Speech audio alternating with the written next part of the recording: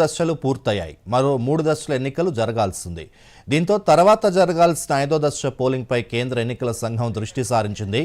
5వ దశలో ఎన్నికలు జరగనున్న రాష్ట్రాలన్నీ కీలకమైనవే అయినందున ఆయా రాష్ట్రాల్లోని ప్రాంతీయ పార్టీలతో పాటు ఇటు ఎన్డీఏ కూటమి, అటు ఇండియా కూటమి ఈ ఎన్నికల్ని ప్రతిష్టాత్మకంగా తీసుకుంటున్నాయి. ఈ దశలో ఏ రాష్ట్రాల్లో ఎన్నికలు జరగనున్నాయి, ఏ స్థానాలకు పోలింగ్ జరగనుంది, బరిలో ఉన్న ప్రముఖులు ఎవరో ఓసారి చూద్దాం.